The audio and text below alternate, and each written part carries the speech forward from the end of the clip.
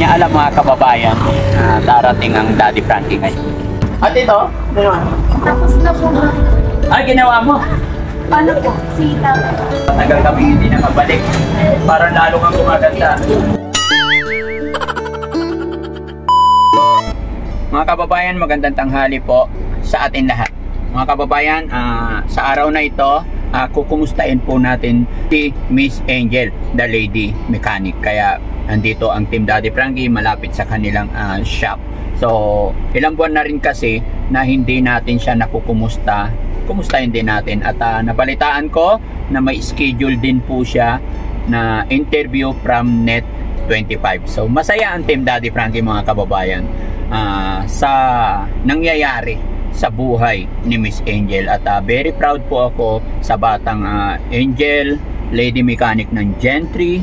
Dahil sa pamamagitan ng pagka-discover natin sa kanya ay maraming humahanga. Sana ipag-pray natin na tuloy-tuloy po ang pag-angat, pagganda, lalong-lalo na sa kanyang pag-aaral din. So, kumustahin natin mga kababayan? Samahan niyo po ako. Tara!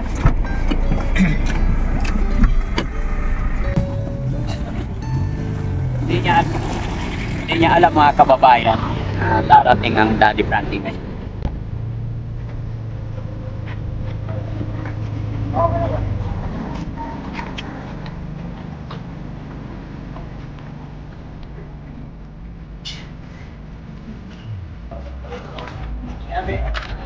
Hello, magandang tanghali. Kumusta? Kumusta po? Long time no see. Hi Angel! Hello, kumusta ka na? Busy ah? Wow! Pasin ko parang marami ng paninda. Ha? Kumusta ka na? Wow! Kamusta kayo ba? Okay lang, kararating lang namin from Capiz. Kaya pumunta ako dito. Siyempre, kumustahin ka rin? Kumusta pag-aaral mo? Okay naman. Okay naman. Mama at papa mo, okay naman. Mga kapatid mo. Okay naman. Balita ko may interview ka sa Net25? Opo. Wow, ang galing. Kailan naman? Sabi ko, in-schedule ko po next Saturday. Very good. Tuloy-tuloy lang. No? Happy ako para sa'yo. Ano nang ginagawa mo ngayon? Ito po, nais ko na lang po ng tata. Bakit parang madami ka ng salita? Mukhang malakas ang kita. Wow, salamat. At ito? Ano naman? Tapos na po ba? Ay, ginawa mo? Ano po? Sita. Oo. Nakadali ko lang dito sa loob ng gawa naman. May activities ka. So, after mo gumawa, tutulog dito. Ano ba nakisira nito? Hindi po po lang ito. Karating mo lang. Tapos sila sa akin. Siya ka na, matagal kami hindi nakabalik. Parang lalo kang gumaganda. Kumusta yung kumusta yung YouTube mo? Nakikita ko, maganda. Okay naman yung views. Malaking bagay, mga kababayan. Masaya po ako sa nagiging career ng page ni Miss Angel. Kaya sa mga kababayan natin nandyan, support pa natin si Miss Angel. Nang sa ganun ay mas makatulong pa tayo para makakapagtapos siya sa kanyang pag-aaral. At the same time, maging huwaran din po si Miss Angel. 15 years old ka pa rin ba hanggang ngayon? Okay. Kailan ka magsi-16? Sa September. September. Very young pa rin talaga. Ayan mga kababayan, para mas makatulong tayo, para maabot ni Miss Angel yung kanyang mga pangarap. Share natin yung mga videos niya, huwag natin skip yung ad, nang sa ganun ay magkaroon din siya ng revenue. Siyempre, ganun din si Daddy Frankie mga kababayan. Baka may mga bago pa po dyan, at sa mga hindi pa nakapalo kay Daddy Frankie, yan, support nyo po kami. Nang sa ganun ay mas makatulong pa kami. Sa mga, lalong-lalo na sa mga kababayan natin. Yan, si Miss Angel din, makatulong din tayo sa kanyang pag-aaral. No? At yun, basta Angel, lagi kong sinasabing masaya ako kung ano yung nagiging career mo ngayon. Basta huwag ka lang magbabago. Lagi ka lang mag-darasal. Siyempre, ingatan mo rin yung sarili mo, kalusugan mo, para matupad mo lahat ng pangarap. lagi kang maging mabuting anak. Lagi kang maging masunurin sa mga magulang mo. Kasi diyan nagsisimula ang magandang biyaya, no? Talent ka nga halimbawa, pero salbahe ka naman sa magulang mo, wala yun, di ba? Kaya panatilihin mo yung mababang loob, no? Na huwag kang magbabago, ha?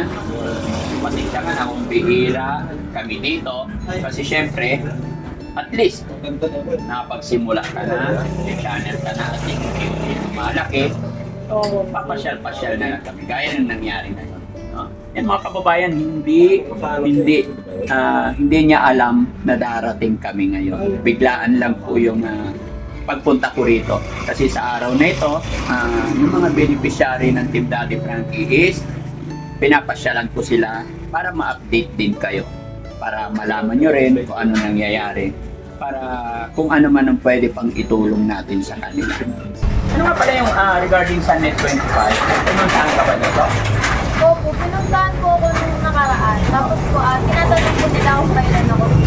Tapos, ngayong Sabado po sana yung i-schedule ko. Ay, kaso po, hindi po kinaya. Kaya next Saturday na lang.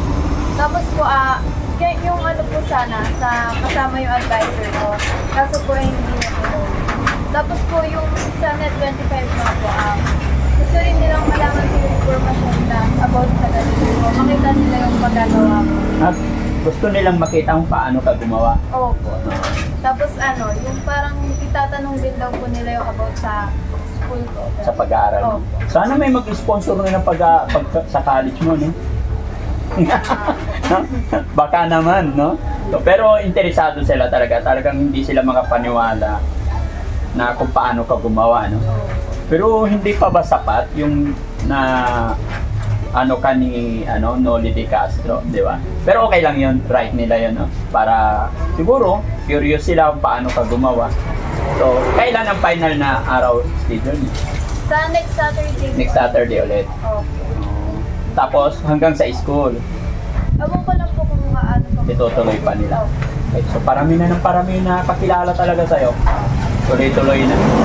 At siguro, dumadami rin ang customer. Dumadami. Nung nakaraan po may pumunta dito, taga-Antipolo po. Antipolo pa? Opo. Malayo? Po, wala, lang po, tumambay lang siya dito po. Parang nanghingi lang din po ng ticket. Wow. Pangatlong beses niya na po pumunta dito. Nung una po, sarado po ata kami dito, umalis kami nila tatay.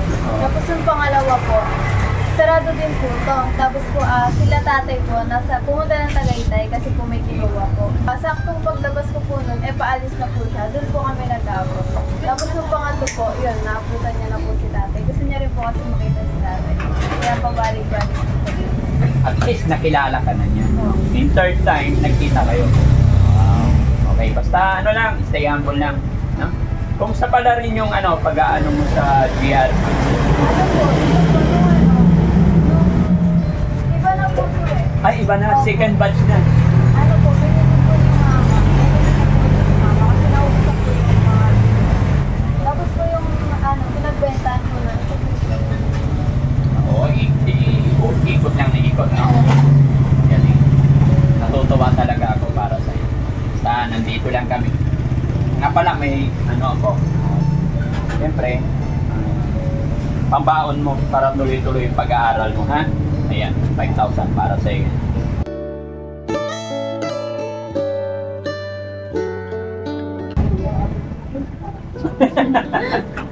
Para sa iyo yan, siyempre. Yun, mga kababayan, yung mga binibigay-bigay namin sa kanila isa. Paano ko ba sasabihin? Kasi hindi rin naman mapupunta sa akin to kung hindi rin dahil sa kanila. Oo, na-discover ko si Miss Angel, pero malaking bagay din yung naitulong din ni Miss Angel sa akin.